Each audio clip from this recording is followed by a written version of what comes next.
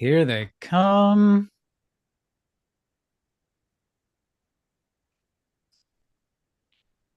Holy moly. That's right. Come on in, folks. Now I'm about to get stage fright. Don't worry. You don't have to actually see them. It's not like, you know, when Mark Stiving gives pricing talks to people at the stadium. It's not like that today. Glad to hear it. Come on in, folks. Get your audio all set up, your video the way that you like it. We will give everybody a few minutes to get their tech worked out. And how about this? How about as we're waiting for everybody to jump on, shall we start with a little warm-up question that people can answer in the chat? Let's do it that way. You will notice down in your chat that you have a button for chat, as is normal if you have been on Zoom before. You will also notice there is a button for Q&A. We will make use of both of those today, but just to give you a little exercise so you know the difference, let's have everyone put into the chat the answer to this question. Here's our warm-up question. Name a splurge purchase you have made recently that you thought was absolutely justified. You would just defend this purchase forever. Stick that over in the chat. Let's see what sort of splurge purchases folks are making. Oh, I love this part. Here we go. Here we go. Here's a bicycle. Here's a trip experience buying. That's where I'm at too. New motorcycle. Dustin, be careful out there. Sun ray glasses, a pinball machine, Matthias. Nice. I love it. And man, if we had time, I would ask you all to defend these purchases because I want to hear some motivated reasoning. That's what I want to see. I want to see the Did you see justifications we come up with for all of these. did you see automated litter box? I did, I did not. Dyson vacuum, hiking boots, new TV, Jeffrey. Congratulations. This is incredible. Good job, folks. And you have successfully distinguished the difference between the chat button and the Q&A button. Great job, folks. Just to make it clear, what we'll do today is we will have you post any questions for our panel over in the Q&A. That's what you'll use that for. The chat remains yours to post witty comments or banter with each other, however you feel that you want to communicate with the larger group. Go ahead, do it in there. Any questions that you would like asked of our panel, stick them in the Q&A, and I will do my best to keep an eye on that. I'm still scrolling. Look at all these. An ATV Corvette. Wow.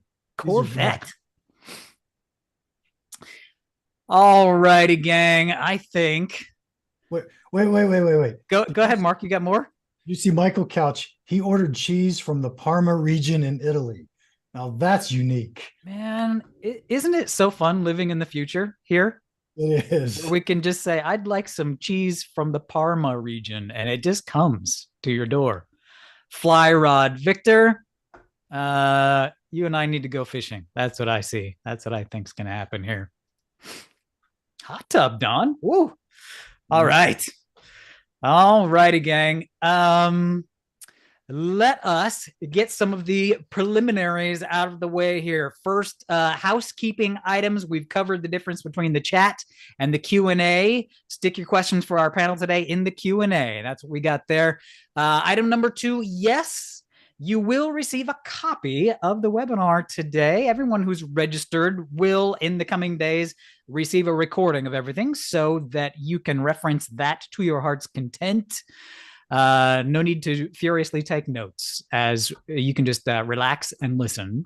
You will get a recording. And what else we got here? Let's do some introductions. How about that? My name is Eddie Gordon, courseware designer here at Pragmatic Institute, and it is a great pleasure to be with you today. We have what we are calling our surprise pop-up webinar on pricing. This is going to be one for the books, I think. Thank you, Anonymous. Already posting questions over there in the Q&A. That's how this is going to work today, folks. No set presentation from the panelists. This is going to be a Q&A session. So it is completely up to you whether or not this is a success. I'm kidding. It's mostly up to me. Anonymous wants to know what my purchase was. I'm not telling. I can't tell you what my splurge purchase was. That I'll reveal maybe at the end of the webinar today. If you have questions on the topic of pricing, and we all got them, stick them over there in that Q&A button, and we will toss them to our panel of experts who it is time to introduce. I've got one other housekeeping item. This one is very important and so on topic for our topic of pricing today. If you have not heard, today is the last day of the Pragmatic Institute Cyber Discount.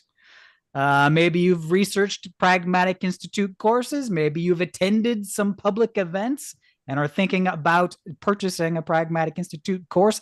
Today is the day to register for that Foundations course if you've not taken it yet, the last day of our cyber sale. Here's your secret code. This will get you in the clubhouse. You need to use the code cyber 15, CYBER15, cyber 15 as you purchase that Foundations course at pragmaticinstitute.com. That will get you 15% off of that course. If you are already an alumni, which I'm guessing many of you here in the audience are alumni,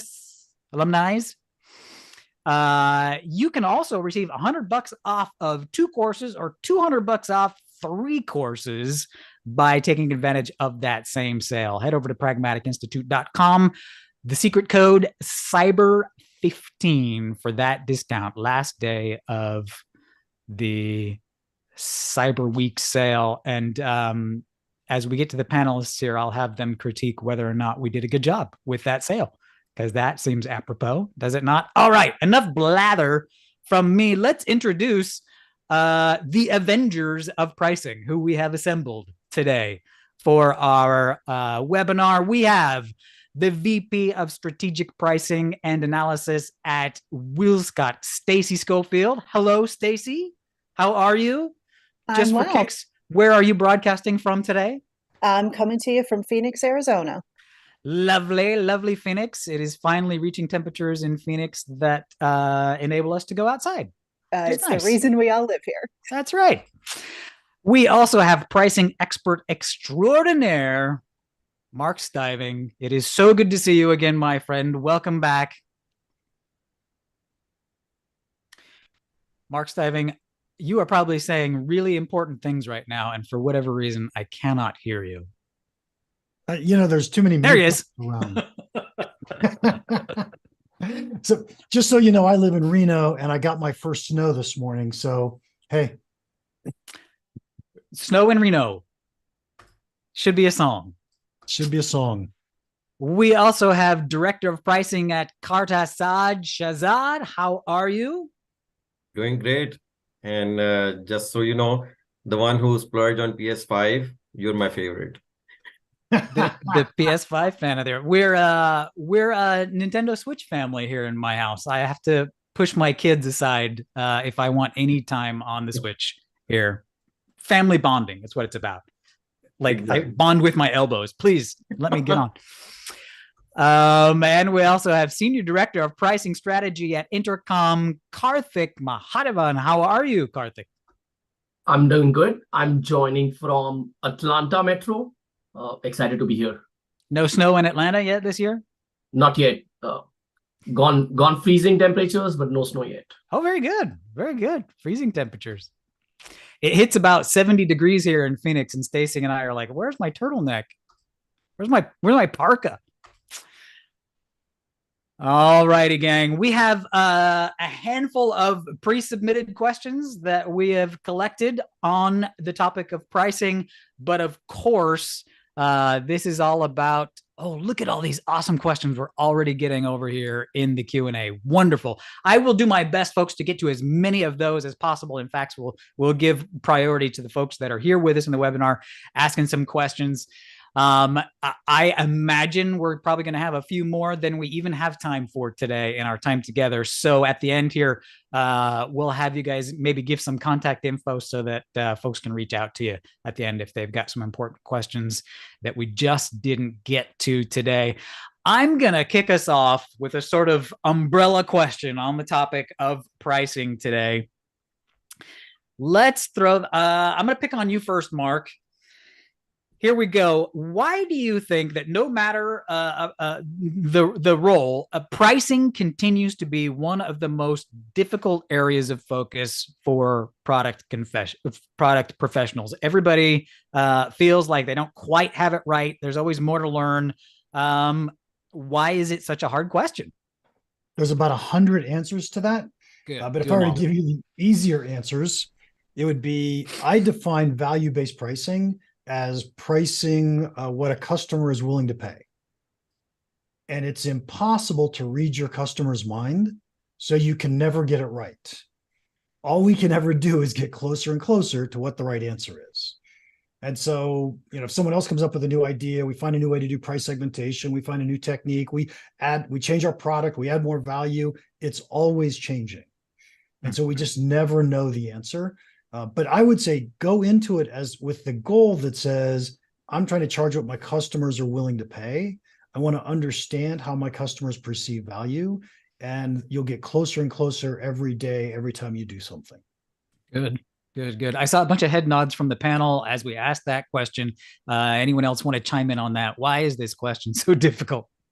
I think what I would piggyback on that is your customers don't all value the exact same thing, right? Just like when we're making purchases, we don't value the same thing. So it's understanding where those differences lie and trying to target, maybe it's the majority, maybe you target even a minority at times to say, how do I get a price that works really well for that customer? So it constantly evolves, it's constantly learning, and just try to get better. There's no such thing as perfect. Good. And just to add to that, like what I've seen happen is that once you set the prices, you were in a different market stage.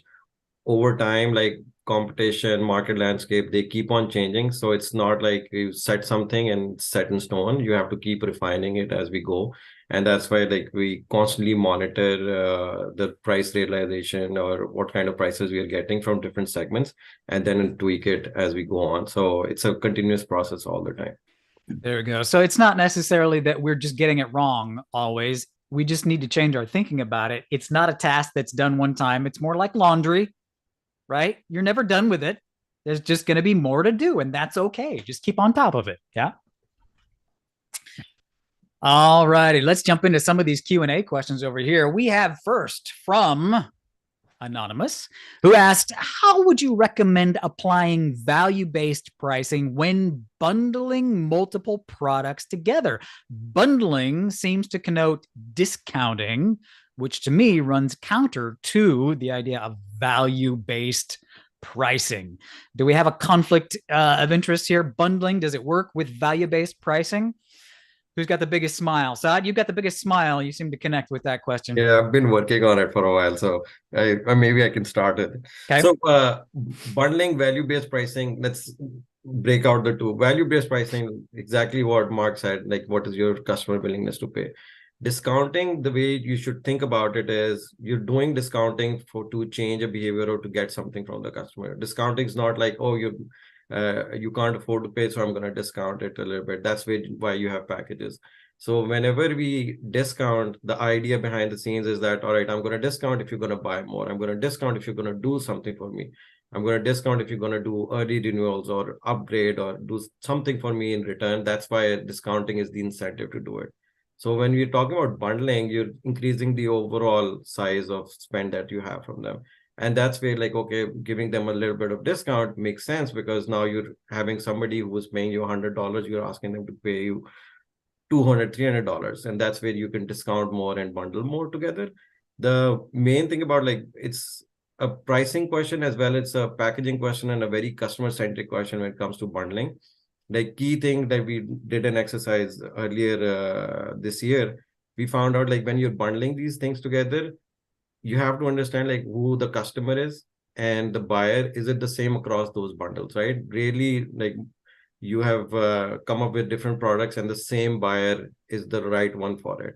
If you have multiple products and you're selling to different customers, you will have like a sense of like if a customer is there and the rest of the bundle does not make sense to them, they won't pay for it. So, and then all of a sudden you're thinking like, oh, is my price accurate, or is my discounting enough, or the whole concept of value-based pricing is accurate enough. You have to think about when you're bundling the customer and their usage and understand like the buyer is the same across the board. And that's why bundling makes sense. And then as these products are tacked on together, do they increase the value that you're delivering for your customer? I think those are like pretty basic things that you have to figure out before you jump into and think about like, what is the signal that I'm getting through my pricing? Just to make sure we're all on the same page, I saw a couple comments in the chat. Who would like to take a stab at a brief description of value-based pricing, just to make sure everybody understands what we're talking about? Yeah, I can take a shot at it. It's a pretty simple answer. It's pricing a product based on the value delivered, right? And not necessarily using only cost or competitor pricing or some other factor. You truly have to look at the value delivered by the product. Now, there are two ways to do that. One is you can try to quantify it yourself. And the other is do a willingness to pay type of study. And the difference between those two is objective value versus perceived value. So it is possible your product delivers a value of $100 per unit, but the customers don't perceive it. They think it's $50. In terms of there was another question that I can address is there a framework for value-based pricing? I would say yes. I use a very structured framework. You may have heard something from Mark, from other folks. Step one, understand the value proposition. Step two, think of pricing structure options within which pricing metric is an important consideration. Step three, go on to quantify those value propositions that I just mentioned in step one and use that to set your price points. When you choose your pricing structure and metric, you have to look at pros and cons in selecting that. Then comes the discounting decision for various segments or geographies, and then the enablement part. So, and I'll also touch upon the first question, which is if you chose bundling or some sort of a bundling variation as your pricing structure, that doesn't mean giving discounts takes away from a value-based pricing approach. It's a related but separate decision. Karthik, a comment in the chat. Can you repeat those three steps that you just mentioned? Yeah. Number one, and this is specifically with product managers when I work with them, what is the value proposition? Be ultra clear about it, bulleted points. Step two, think of 2 or 3 pricing structures with pricing metrics that can be used to deploy and monetize the product, and write down the pros and cons for those. Step three, use the value proposition, from step one to arrive at a price level, right? If you're delivering $100 of value, you want to get $50 based on the pricing metric. And then our other steps around discounting strategy, enablement, and then the feedback loop on iterating it. Excellent. There we go. Karthik, I think you win the prize this morning for the first mention of the phrase willingness to pay, which is one of our favorites around here at Pragmatic Institute. Question in the Q&A: what is the best way to determine a customer's willingness to pay? Obviously, if we knew how much they were willing to pay, our job is done. Pricing done. We just charge that, right? But how do we figure out what a customer is willing to pay? Anybody who's going to take that one? I mean, one way you can look at it is from a survey perspective. You can reach out to your customers, gather that input of if they were to look at it, at what price point do they consider it too high? Is it a good deal? Is it cheap? And you can start to plot that out and framework up what that looks like from an overall boundary on their willingness to pay. there's not going to be one single answer that applies to everyone. So it's truly that bounds of where you can gather the majority. And over time, it becomes a lot of testing to see how customers respond once you do put that pricing to the market, and where you start to see ebbs and flows with it. So already in a couple answers this morning, we've talked about how the same price may not be appropriate for different customers. How granular can we get in customizing our pricing? Is it worth it to try and get as granular as possible? In other words, everybody that wants to buy gets a different price. Is that achievable? Is it advisable? Mark, big smile on your face at that one. I'm actually smiling because John put a great answer in the chat just now. Mm-hmm. So are we talking B2C or B2B? If you're talking B2C, you're only going to put one price on your bag of potato chips at the grocery store. But if we're talking B2B and we have a direct sales force and that salesperson is negotiating with procurement, every customer is getting a different price. And so it really depends on the product, the market, how we're dealing with it. There we go. Good answer. Anyone else chiming in on that one? Lots of head nods. It's good. Yeah. Go ahead, Karthik. Another way, and this may not be possible in all industries or all companies, is some sort of an A/B testing. It is possible, more possible in B2C type scenarios. Think of an Amazon or Walmart, but more and more B2B software or SaaS companies are also doing it these days. That's another way to discover willingness to pay or price points to achieve a certain goal. Yeah, can I take a quick shot at the how to measure willingness to pay or how to determine willingness to pay? Go for it. There are probably a dozen statistical methods that you could go use. Conjoint, Van Westendorp, Gabor Granger, or there's a ton of these things that you could go research on Wikipedia and say, here's how I want to go measure this. And I think most of those would work relatively well in, and I'm going to call them B2C situations. In the world of B2B, or even if you've got just a few customers, it makes so much more sense to go talk to your customers, right? If you're a pragmatic student, you've heard the word Nihito, go do your Nihito visits, go figure out what the heck your customers really care about, where they're getting value from your products. And once you can truly understand that value, and it's different for each customer, that's what's going to guide you as to how much money you can get away with charging any individual customer. Beautiful. Beautiful. Here's a question, a good one from Tiffany in the Q&A over here. We're going to talk, there are ways to talk about how do you price, but a big part of pricing sometimes is our internal dynamic, our internal politics. Tiffany asks, what strategies have you used successfully to push back on product and the management team when product pricing is too high for the market? So in this scenario, we've already concluded it's too high for some reason. How do you talk to the rest of your internal team about the fact that might be too high? Got you thinking. Yeah. Go ahead, Sad. You have to think about it from this way. Like any conclusion, like in this case, let's say the conclusion is already made for us is the price is too high. And I'm guessing you've tons of data on close loss rate, or the NPS scores are telling you that price is out of whack, or your churn reasons are because of pricing. So all that is all predetermined for 1 second. I think for one thing that I go by and I tell this internally is that 20% of my work is getting to the right answer. 80% is making sure like everybody agrees it and we execute on it. And that's I'm sure like if there's somebody who's done pricing, that's where the most time is taken. And this is where the most negotiations happen before we actually do it. So price increase, like you could say like price is high or price is low. That does not matter. Like working with your stakeholders, you have to bring them along. And what we do is like, one is you could have this data. The other thing, like what Mark was mentioning, like customer interviews. One thing that we have done in the past is like actually having those key stakeholders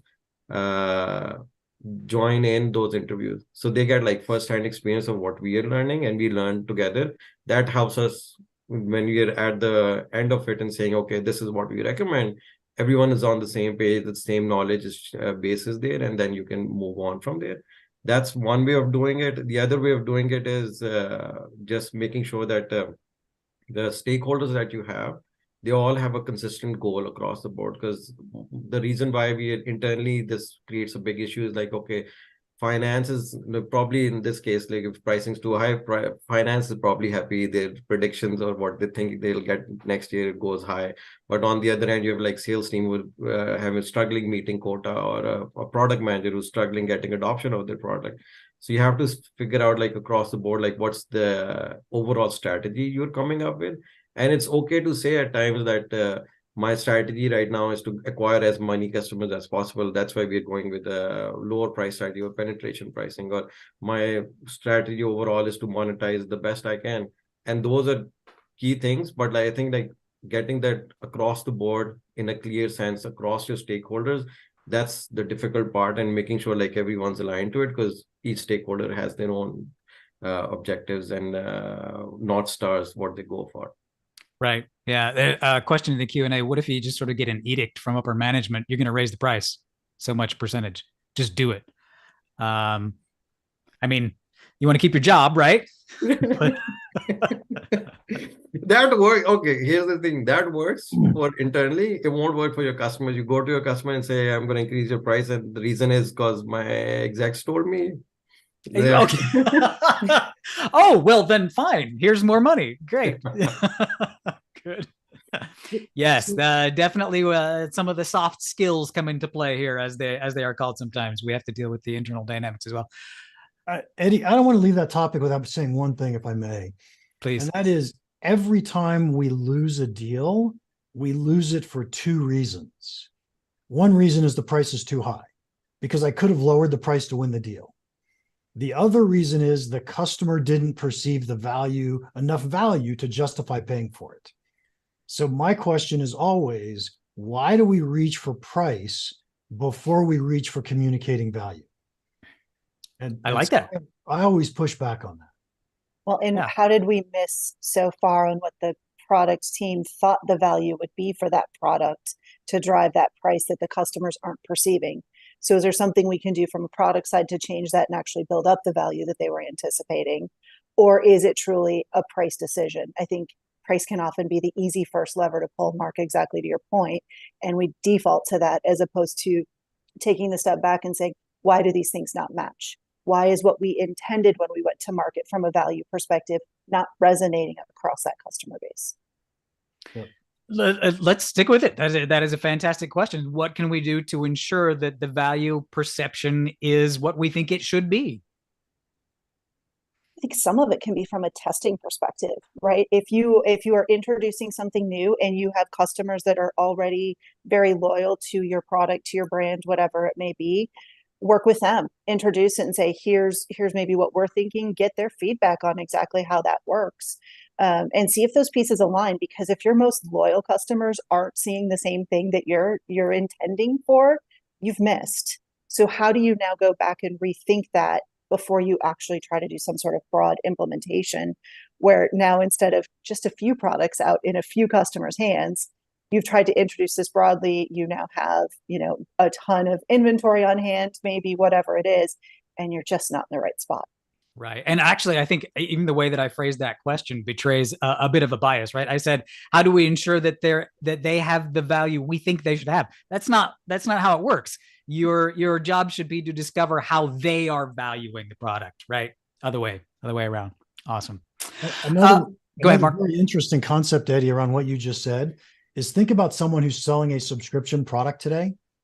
When you're trying to win a new customer, you win a new customer based on the perception of value. After you've won a customer, it's real value. How much value are you actually delivering? So it's two different types of value based on if we're trying to win a new customer or keep or grow our current customers. Brilliant. What happens when those are two different? Obviously, you're gonna lose a customer over time. If they think it's valuable and then they use it and it's not as valuable, you're gonna lose a customer. Does it ever happen that it turns out that delivered value is more than the expected value? Well, that's great, isn't it? I would say that's way more common. That people don't believe that you can do everything that you said you could do, or you haven't explained all the capabilities. After they've adopted it, started using it, they realize, oh my gosh, look at all the stuff it does for me. And that opens up the room for us to raise prices for our existing customers. Wow, that's the dream scenario right there. We've got a bunch of questions about subscription models. So this is going to open up a new can of worms, but let me start with this question here from Anonymous. I keep hearing that subscription models provide the most customer value. Do you think this is true? And in what cases, if any, should we be staying away from the subscription centric model? Is this the way? Am I just going to, have to pay a subscription to get bananas from Safeway from now on? Yeah, I can go ahead, Karthik. Yeah. So I don't necessarily think a subscription model offers the best value every single time. It is also important to be on the same page as to what we mean when we say subscription type pricing or model. Generally, it is thought of as, per seat or a per user type of pricing structure or pricing model. But you can have a subscription with hybrid or more usage-based metrics. So a pure seat-based or a per user-based model is not necessarily always the best. Again, I'll go back to a little bit of the framework that I mentioned. It depends on the product. It depends on the company objectives, and how best you can monetize the product for the long-term profitability of the company. Good. Yeah. Go ahead, Mark. I often Mark and inside. Sorry, I often think about what wouldn't work as a subscription, and I'll give you one fabulous example. It is tough to subscribe to coffins. And so the example really says we want to do subscriptions if we're delivering a continuous stream of value to our customers, or a periodic stream of value to our customers. That's when a subscription makes sense. If you're delivering a one-time chunk of value, it's really hard to make it a subscription. Yes, good one. Sad. Exactly what Mark said. I think this. You were going to make the coffin joke too? Oh my goodness. We learned this in our products. Like we have we used to have one product which was subscription. It was working really well, and all of a sudden, we said, all right, we come up with this new product, and it should be a subscription. And I know why a subscription is preferred by companies: steady stream of revenue, NDR, all that great stuff. But here's the thing: exactly what Mark said. What we learned very quickly was you could see the usage of the product, or you could see the adoption of the product, and it was very infrequent. So if they're looking at this thing every 6 months or a year, once in a year, you do not justify that subscription model, and you're quickly going to come back and customers going to say, yeah, I just used it once, it provided value, and that's about it. Mm-hmm. And this is mostly if you're looking at data products and others, that once you've seen the data, you understand it, there's no continuous need to it, or the data is not changing enough that, okay, I need to keep on looking at it again. So as an example, that's exactly what we saw was, hey, subscription model is the future, but really doesn't work here. Yes, good. I just want to point out, yes, Scott, I saw your comment in the chat. People are dying for your product. Yes, we got it. That was a good one. Question in the QA related suggestions for handling B2B corporate clients who are not willing to shift from licensing to subscription pricing. So in this scenario, we've already decided we're changing to a subscription scenario, but you've got B2B corporate clients that are not really keen on that yet. Any suggestions for how that transition might be handled better? I always know it's a good question when I get okay, thoughtful head nods. Go ahead, Mark. You have to know that I always have answers. I just want to give everybody else a chance to talk too. We know you do, Mark. Go ahead. Or at least I always have opinions. Let me put it that way. Yeah, I think it's important in the situation to understand for that specific customer what's their concern with moving to a subscription-based model. Off the top of my head, typically it would be, hey, if I think over a 5-year time frame, I would end up paying more with subscription based than I would with a historical perpetual license type of structure. Okay, so do the math. Yeah, and that's where you need to balance it out, right? In terms of flexibility in payments. In license, it's usually upfront. Here we could offer month-to-month payments.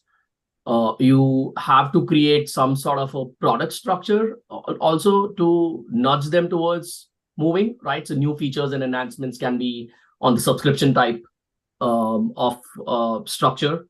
And sometimes you also have to force the hand, but give enough notice period, which is to say, hey, okay, we can do one more 1-year renewal or 2-year renewal, but really we are sunsetting it after that. So a combination of approaches are needed. Of course, you don't, if it's a large customer, you don't want to lose them and you want to alleviate their concern. But you have to work on a plan and nudge them towards making that shift. And at the risk of talking about technology, which I know so little about, there's a huge difference between on-prem and cloud-based SaaS solutions. Okay. And most of these large customers that are traditional perpetual license customers, they built it as an on-prem solution. And what we really want to do is get these customers off the on-prem and onto our cloud solution. So we only have one software code base that we're focused on.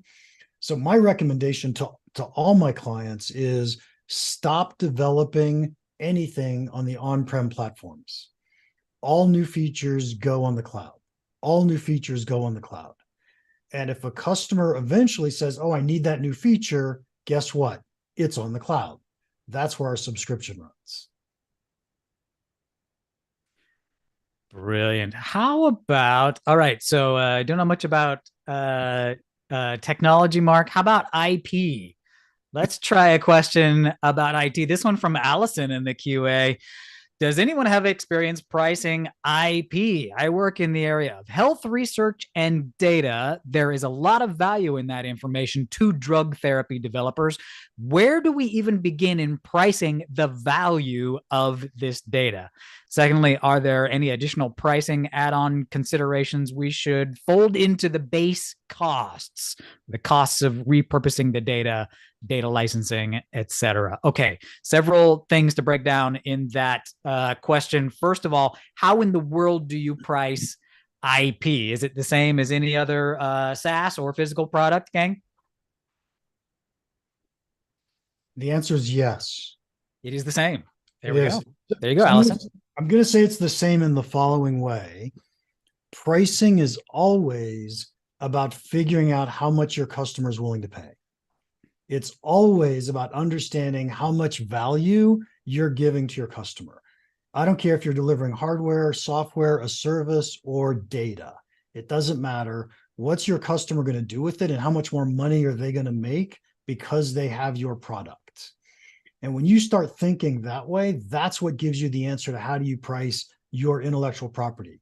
It really doesn't matter what the thing is you're delivering. It really only matters how much money are they about to make because they buy it from you.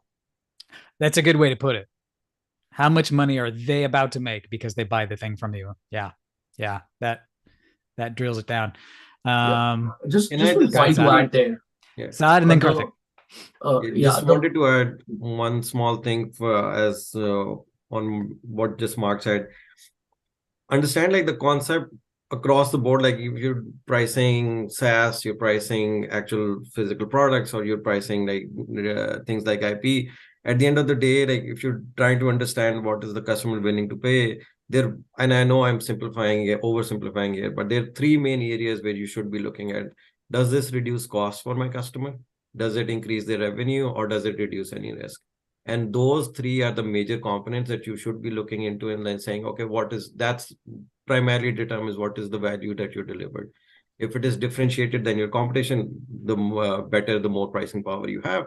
But this is like, just think on in these three buckets and say, like, if you're selling this IP data, if you make it available to someone, what are they going to do with it? Is it like they're going to increase their revenues in the future, and then you can take a piece of that? Or is it going to, like, they were going to go and collect all of this data themselves and would take them so many man hours or cost associated with it, and you reduce that? That's the way you should be thinking about it. Good. Karthik? Yeah, I'll keep it short. The principles and foundations of pricing remain the same across industries. And even if you think about B2B SaaS, or you take a pure chemicals commodity type of business, there are ways you can do value-based pricing. There are ways you can differentiate. So the foundational elements remain the same. Just, it varies in terms of how you monetize it with respect to industry. Brilliant. Brilliant. I've got a question about discounts. Stacy, I'm going to throw this one at you. Somebody commented that the sales team will always discount as much as possible. What's the practical lowest end? Like, are they going to sell everything for $1? But the question here is, what are ways that we can use discounts to our advantage within an overall pricing strategy? Give us the guidelines. When should we be discounting? When should we not be discounting? How should it be used? B2B, if you can. One of my favorite topics, because discounting, let's be honest, is a huge piece of what we all have to deal with. It's out there, especially when you think B2B sales. I think if you take a step back, right, we've been talking a lot about how you set pricing from a value perspective, which then becomes, I need to value sell that product as well. Those have to come together. So now when your discounting discussions start, don't make it a crutch. You don't want it to be where your customers expect it. It's how do you use discounting to increase stickiness? How do I actually leverage that discount to bring customers back, to introduce them to my product, to get them to come in? I don't want to do it every single time, day in and day out, where they now expect it. But how do I introduce them to something new to say, hey, I've got this thing. Let's try it out. I can give you a little deal. Here's what it usually looks like. It's around your framework and management of discount. I think the minute it becomes your everyday all-in practice, you've now lost your value conversation, whether be it from a price or a selling perspective. So it should not be your default for just making more money, of course. I think I heard you mention two specific good reasons for discounts. One was increased stickiness. One was bringing people back. Or is that? Can you say a little bit more about those two scenarios? Absolutely. I think you have the opportunity to go back and say, if I've lost a customer, why did I lose them? And it frankly may not have ever been about price. Maybe there was a different product, they went and tried someone else. Maybe there was a different service issue. There's a number of things that can lead to lost customer. Can you go back to them with a promise, with a guarantee, with a little discount and nudge to say, come back, we've fixed things, try us out again. So now it's that win back to, ties to the first one, hopefully bring you some stickiness with that customer. Awesome. I have to point out, Nick defending our sales teams in the chat there. Sales team doesn't always discount as much as they can, especially when commission is tied to the total deal amount. Thank you, Nick. Sales teams, we love you. We would not have jobs without you. We love you, sales teams. Let us do, here's a question from Alika. Alika says, if one is using cost plus pricing and desires to do a price increase, what and how would you add value-based pricing? How would you add value-based pricing elements? So if you are using cost plus pricing, and Mark, I see you smiling already about cost plus pricing. Now he's covering his mouth and laughing. Oh dear. Okay. If we are using cost plus pricing and we desire to do a price increase, how do you show added value to your customers? Mark, would you like to start on this question? I would love to, but okay. I'm not going to answer the question. First, I'm going to really make fun of cost plus pricing, if I may. Okay. Sorry, Alika. You're about to get Mark Stivinged. I want you to pretend for a second that your product costs $1. You want 50 points of margin, and so you charge $2 for it because you use cost plus pricing. And your engineering team does a fantastic job, and they reduce costs by 25%. So your cost is now 75 cents instead of $1. And you use cost plus pricing, you just lowered your price to $1.50. So you lost 50 cents in profit. You actually lost 25 cents of margin, right? But you lost 50 cents in revenue because your engineers were able to lower the cost by 25 cents. Cost plus pricing has got to be one of the most insane things that you could possibly do. And so to answer your question, you can't do cost plus and then say, oh, we're going to add value.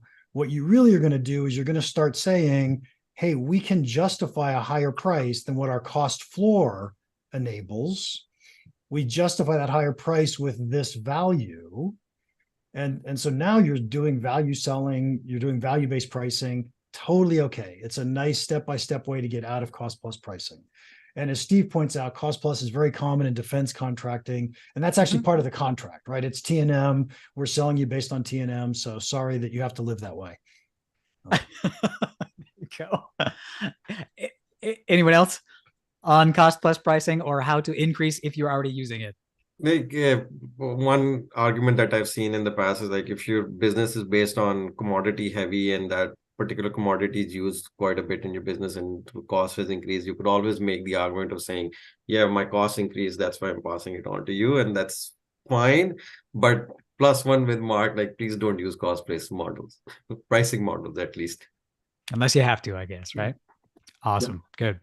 There was also an assumption in this question that the customer is aware that you're using cost plus model. That is even worse, right? So even if you're using it, which you should not, don't tell anybody. The customers, yeah, because I've been in situations where if you try to do any of this explanation, like Saad said, input material costs went high. I've seen customers come back, break down the component costs and say, aluminum went down, this went down. And, so why are you increasing cost? I know on average, aluminum is 50% of the product. So you should be reducing it, not increasing. So that's a bad day for your sales team there. That's what that is. Here is a question from Roy. Roy says, what do you think is better for SaaS offering, pricing per user or transactional pricing? Give us a brief explanation of the two, price per user and transactional pricing. And then which one do you think is better? Who should I assign this one to if you're not raising your hands? How about Karthik? I want to take that. Again, it depends on the product. There is not a single answer. Per user, per seat always doesn't make sense. Usage-based doesn't always make sense. Hybrid may make sense. So it really depends on the product. And going back to some of the process steps that laid out. I can give two examples. One is, think of a background screening company. They are scaling background screens or checks or reports. That's a very transactional type of business. And a usage-based per background screen or check makes sense. So that'll be a very transactional or usage type pricing structure. And there will be other businesses, think of support software, where you are actually selling it to, agents. So where a seat type of structure, a hybrid obviously makes sense, but the heavy bias will be on a per seat type of structure. A lot of companies are moving towards hybrid. You do want to have a portion. It will be good if it makes sense to have a portion of your revenue come through usage-based elements, but really it depends on the product and the situation. Brilliant. Good answer. Looks like we got 10 minutes or so left. We got plenty of time. I've been avoiding this question, although there are quite a few coming in to the Q&A, but we can't avoid it forever. Let's talk about AI. It doesn't matter what the topic of the webinar, it's going to come up, folks. AI, how is it or how will it affect pricing models in the future? And have any of you used it or tried to use it at any time in the past? What do we think? Is AI going to affect our pricing models or strategies? Is there anything that AI isn't going to affect at some point in the future? You said the quiet part out loud, Stacey. I did. Is it out there? Sure. Are there things to consider? Yes. I think AI is one of those that opens a lot of opportunities for us in its ability to, frankly, harness data, right? We are data hounds as pricers. How do we bring more of it together, help tell a story? The risk of AI, especially in these early days, is that it's the magical black box. So what's it actually spitting out and how do you support it? So I think the other side of that is, instead of just saying, yep, I'm going to push a button and let it do what it does, can it help me inform and be better at what I do today? Okay. Yeah. Use it as a tool, but validate at this point. Always validate. Right. Anyone else? AI. So there are a lot of companies out there using AI for pricing in their pricing systems. They're usually for specific industries, usually heavy data-driven industries. And I got to say that's working really, really well. The thing that makes me leery about AI for most of us is it takes a look at pricing and it takes a look at results, but it doesn't really know why those results happened. And we've got to figure out, as pricing people, as product people, our real job is to figure out what are those value drivers, because that's what we can price on. That's how we're going to build the next product, or that's how we're going to differentiate between different customers. And so I think that AI, maybe someday it'll be able to do that. You know, I say that and it's probably next year, but someday it'll be able to do that. But as of right now, it doesn't know the causes. And that's something that we really need to know before AI, and even now more so with AI. Yeah. Question from Sai in the Q&A. How would you think about pricing an AI product? Lots of folks developing the new GPTs, right? I'm going to sell them in the new marketplace. How would you think about pricing an AI product which customers don't yet fully understand, but which management wants to be a major income driver in the future, right? So can the customers grasp of the value of this technology if none of us can really understand exactly what's going on in that black box, as you described it. So how do we price accordingly? How do we do value-based pricing if nobody understands what the true value of a product is yet? Karthik? Yeah, we actually have an AI product at my company that we launched a few months back, and we have done value-based pricing for it. So I'll take that example. We make customer support software, and this is one of the industries that is likely to be disrupted by AI first. And what the AI bot does is offer an answer to a question that end user might ask, right? And improve that resolution rate over time. So imagine yourself going to a website, asking a question, you have seen AI respond, and those response rates keep improving over time. So we use ChatGPT to power our AI bot, and we actually priced it based on value, which is per resolution.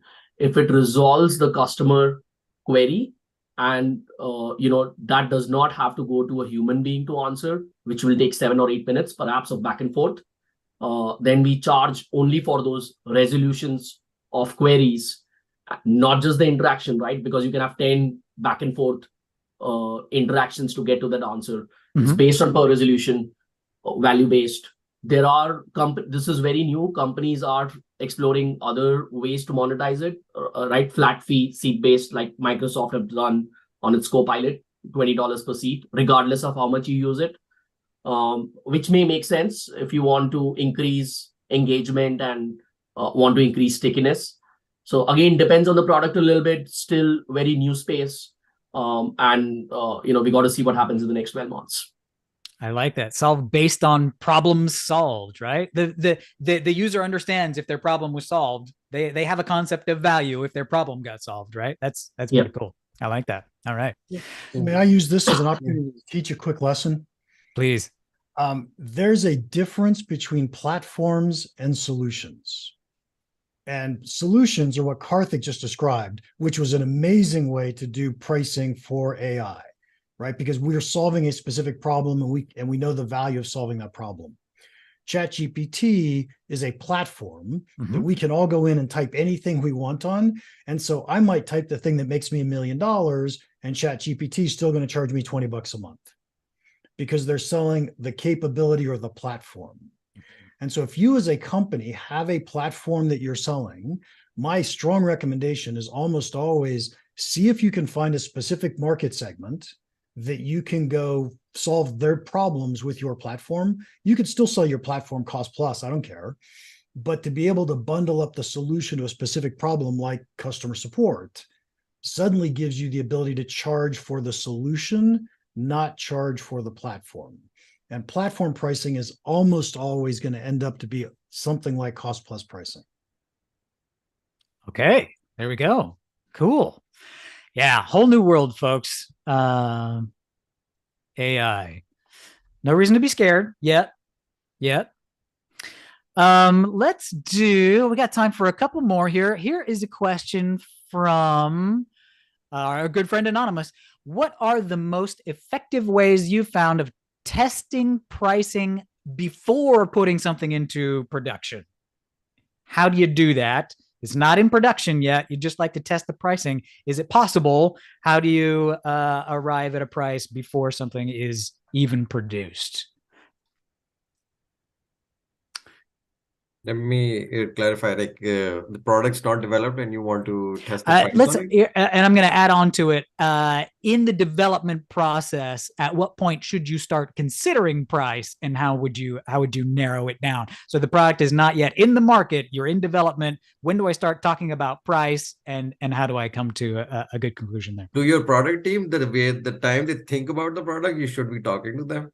Because the earlier, the better. Like, understand this, there are multiple issues that you'll see on the other end of it if you don't do that.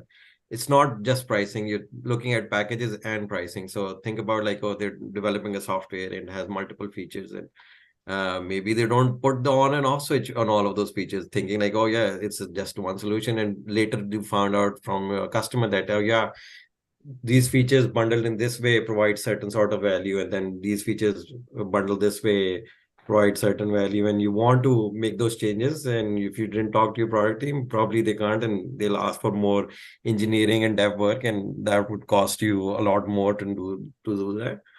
The other way is like you have like primarily you're making two decisions at the end of the day of monetization, right? If I'm focusing on SaaS, that either this is an add-on and I'm going to monetize it separately, or is it part of the main solution or the packages that I already have, and I'm going to increase the price of the package, or even like just add more value to the package and not change my pricing. All of those decisions that you have to make at the end, you should be thinking about it earlier. So in a product manager's mind, it could be like, oh, this is the next billion-dollar product out there. You test it out, you get customer feedback, and you figure out like what kind of monetization you should be able to get for it. And coming back to the question, the way I've seen it done is we've actually go back, talk to your customers, and you can do a lot of what if scenarios and figure out like if there's actual value there. Then in other cases, what I've seen is that you can figure out like what your like if this product has competition, and direct or indirect, and figure out what they're paying for it, and that can advise you in terms of like what kind of monetization you should be looking at. But always like start with the customer, and then if you want to get really fancy, you could do conjoints and stuff. But I think talking to the customer, getting their feedback would be the right way to think about this. And generally earlier than we do, right? Absolutely earlier. Okay, good. Couple minutes left, and I definitely want to get to this one because a bunch of questions on this topic, but let's talk a little bit about KPIs, analytics. Here's a question from Janelle. What analytics and pricing strategies are required for informing key pricing decisions? Include, if you can, methodologies and financial approaches that are preferred. Stacy, you nodded when I said KPIs. Favorite topic? Who would like to take on what analytics should we be paying attention to as we're continuously, as we just discussed, we're continuously monitoring our pricing? What KPI should we be paying attention to? What analytics should we be using? Well, so I mean, I'll take a first stab at this. Some of this is absolutely going to depend on your specific business and the product. As much as we want to say, here's the playbook and there's one answer, there's not. You have, what is your key pricing metric? Well, what's your price and how is that performing? How is that trending? But you can go further if you're talking about a B2B sales environment. What's your quote volume? What's your quote to close ratio on those? What are the reasons you're losing? What's your discounting percentage? What does your utilization of that product look like? Do you have a lot of it? Is it sitting on the shelf? All of these things can go in and inform. And by the way, they change over time. So it's a continuous monitoring of those. And there's not just one piece, but how you tie all of that together to look at the net impact. Brilliant. Others? KPIs. There is no easy answer, but I would say collect as much data as you can, watch for trends, and watch for anomalies. Trends and anomalies.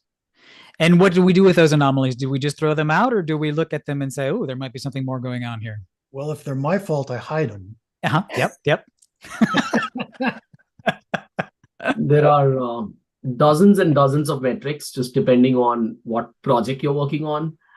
But many a times, incremental revenue generated by a particular pricing related exercise or project that you're working on That's something to keep an eye on. And then, some customer related KPIs, customer sentiment, logos, that would be another important KPI. Great. Good. So I'd jump in there. Last thing to add, like the way I look at KPIs is what are the decisions you're going to make based on those KPIs. So always start from there. Like if let's say discounting is higher, can you actually go and reduce discounting? Then the price realization becomes important KPI for us. So I always think about like what are the decisions you're going to make or like what the audience is, and then go back into like what KPIs are important.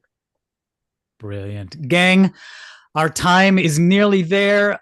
We had so many questions coming in today. I was just watching this thing stream across my screen. We did not have anywhere near enough time to get to all of them. Who would like to volunteer their inbox as sacrifice for any of these questions that we did not get to today? Where can folks reach out to ask those questions of you?